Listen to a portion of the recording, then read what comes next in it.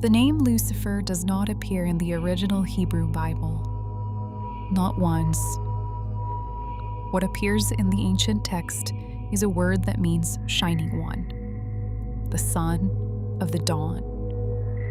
The name was added in the 4th century by a single translator, working alone. And what he buried in the process was far older and far stranger than the story that replaced it. Hey, I'm Raven from Gravetide Studios. This one took me a long time to put together, not because the history is obscure, but because the further back you go, the more the story changes. We all carry a version of this mythology without knowing where it came from. The fallen angel, the name, the pride, the war in heaven. Most of that version was built over centuries, layer by layer, by people with very specific reasons for building it that way. What was underneath before they started building? That's what this episode is about. In 382 AD, Pope Damasus I commissioned a new Latin translation of the Bible. The man he chose was Eusebius Sophronius Hieronymus, known to history as Jerome.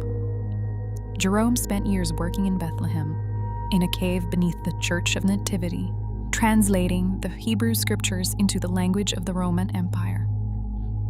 The result was the Latin Vulgate, the text that would define Christianity in the Western world for over 1,000 years. And in that translation, Jerome made a choice. In the Book of Isaiah, chapter 14, verse 12, the original Hebrew reads, helel ben shahar, the shining one, the son of the dawn. Jerome translated it as Lucifer, light bearer, a Latin word that had previously meant nothing more than the morning star, the planet Venus, rising before the sun. It was the first time that word appeared in the biblical text. It would not be the last.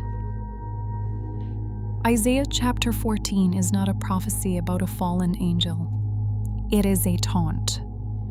Written sometime in the 8th century before the Common Era, the chapter is a poem of mockery directed at the king of Babylon, a king at the height of his power, a king who had crushed nations, who believed himself elevated above other rulers, who had, in his own estimation, ascended to the mountain of the gods.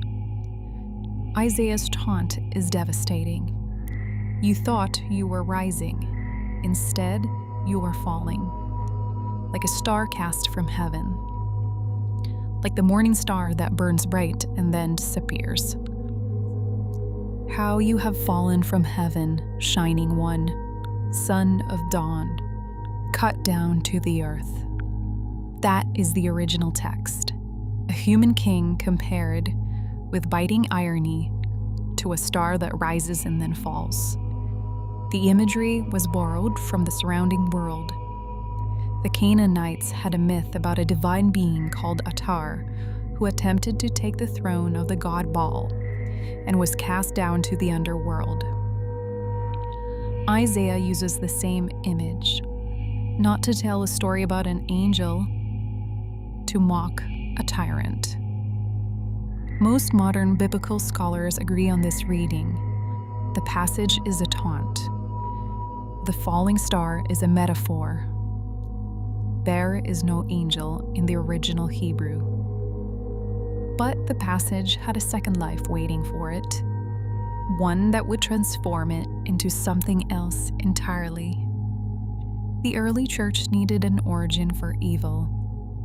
The Hebrew Bible is not particularly interested in where evil comes from. It arrives in the garden. It is present in the world. Beyond that, the text does not labor over the question. But Christianity, inheriting Greek philosophical frameworks, Zoroastrian ideas about cosmic dualism and the apocalyptic literature of Second Temple Judaism wanted a story, a specific story, a beginning. Origen of Alexandria, writing in the 3rd century, was among the first church fathers to read Isaiah 14 as a description of Satan's fall from heaven. Tertullian followed. Augustine of Hippo deepened the interpretation. Across 2 centuries of theological construction, the taunt against a Babylonian king became the account of a great angel, the most beautiful and powerful being God ever created, who chose pride over worship and was cast from heaven as a consequence. Jerome's translation crystallized that interpretation. Once Lucifer became a proper name, the figure had an identity, a backstory, a trajectory. The name was never removed. It embedded itself into the Western imagination so deeply that even the Protestant reformers left it standing. Martin Luther read Isaiah 14. He knew the chapter was addressed to a human king. He said so explicitly. And yet, Lucifer remained. But there is another story, an older one. It does not appear in the Bible as most of the world knows it. It was written during the Second Temple period, probably between the 3rd and 1st centuries before the Common Era. It was copied by hand, studied, debated, and treated as sacred by Jewish communities across the ancient world. Multiple copies were found among the Dead Sea Scrolls.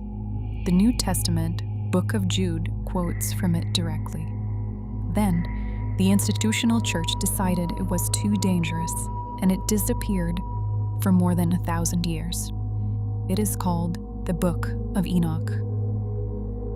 The Book of Enoch opens with a mystery that the Hebrew Bible barely touches. In Genesis, chapter 6, there are 4 verses that have troubled readers for millennia. The sons of God, the Bene Elohim, saw that the daughters of humanity were beautiful, and they took them as wives. From those unions came the Nephilim, beings described as mighty, as heroes, as something that did not fit neatly into the world that came before them. 4 verses. No further explanation. The text moves on. The Book of Enoch does not move on. According to Enoch, those beings were a specific order of angels called the Watchers. 200 of them, led by a figure named Semyaza. Their purpose was to observe humanity, to watch over the early world as it developed. Instead, they chose to descend. They gathered on Mount Hermon, a real mountain, on what is now the border between Syria and Lebanon. And they made a pact with one another. They knew what they were doing was forbidden, so they bound themselves with an oath so that no single one of them could retreat. All 200 together, one irreversible choice. They came down, they took wives, and they fathered children who would become the Nephilim. The text describes these children as giants, violent and destructive beings who turned against the world that produced them, consuming its resources and each other. The Watchers had not brought blessing. They had brought catastrophe. But the Watchers did not only father the Nephilim. They taught. A Watcher named Azazel, according to the Book of Enoch, taught humanity to forge weapons from metal, swords, shields, knives. He taught the working of precious stones, the adorning of eyes, the mysteries of the materials of the earth. Other Watchers taught sorcery, astrology, divination, the cutting of roots and plants, knowledge that humanity, in the text's framing, was not ready for. Knowledge that arrived before the moral structures that could contain it. The Book of Enoch is unambiguous about what this produced. All the earth has been corrupted by the teachings of Azazel. To him ascribe all sin. God responded by dispatching the archangels. Raphael was sent to bind Azazel in the desert, to bury him beneath the rocks until the day of judgment. Gabriel was sent to deal with Nephilim, to turn them against each other. Michael was sent to bind Semyaza and the watchers who followed him, to imprison them beneath the earth until the final reckoning. And then came the flood. The flood in this telling was not simply a punishment for human wickedness. It was a purge. The hybrid children of the Watchers had to be destroyed. The corruption they had spread had to be washed from the earth. Noah survived because his lineage in the Enochic tradition remained uncorrupted. The Book of Enoch was widely read, widely circulated, widely accepted. The Qumran community, the people who produced the Dead Sea Scrolls, treated it as scripture. Fragments of the text appear in multiple copies across the scrolls, in Aramaic and Greek. The early church knew it. The letter of Jude, accepted as canonical New Testament scripture, quotes from it by name. The earliest Christian writers reference it and the world it describes. And then, across the 4th and 5th centuries, it was removed. The reasons were theological. The Book of Enoch placed the origin of evil not in human pride, not in the choices of Adam and Eve, but in the rebellion of a distinct class of angelic beings. It offered a cosmology that the developing institutional church found too complicated, too difficult to manage. The idea of angels capable of choosing to fall, not through pride, but through desire, through a deliberate choice to abandon their post, raised questions the orthodox framework preferred not to answer. By the time Jerome completed the Vulgate, the Book of Enoch was already disappearing from circulation. It survived in Ethiopia, where the Ethiopian Orthodox Church preserved it as canonical scripture, the only Christian tradition that never let it go. In the rest of the world, it was gone. When scholars finally recovered complete copies in the 18th century, brought from Ethiopia by the Scottish explorer James Bruce, the text had been absent from European theological tradition for over 1,000 years. In the absence of Enoch, the church built its own architecture of the fall. Lucifer, the name, the figure, the story, became the dominant Western mythology of evil's origin, the greatest of God's angels, perfect in beauty, perfect in wisdom, created to worship and instead choosing to be worshipped. The 5 I wills of Isaiah 14 became the manifesto of pride. I will ascend.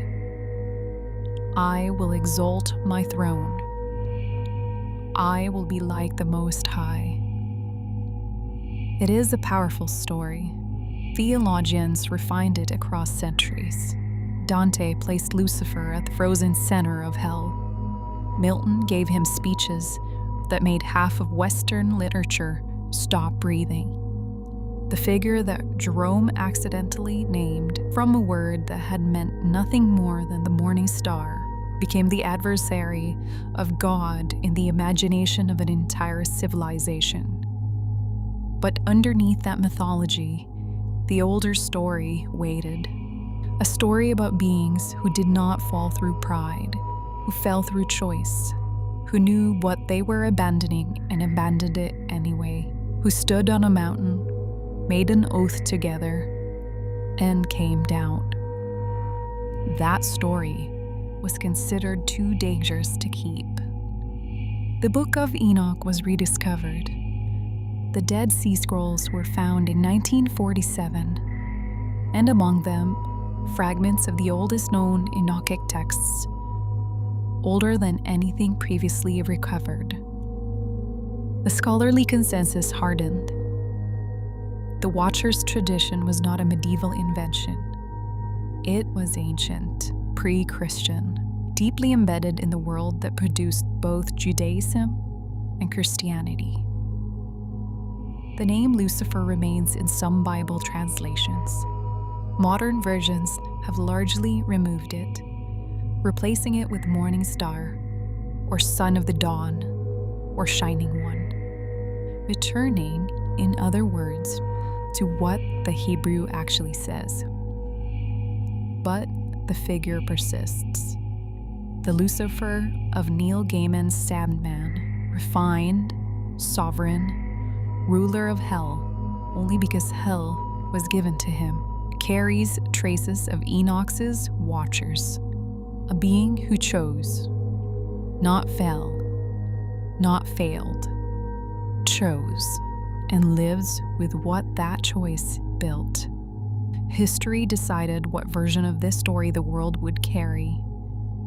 It chose the one built by translators and theologians across centuries, a name created by a monk in a cave, a fall driven by pride, an adversary written clean and simple.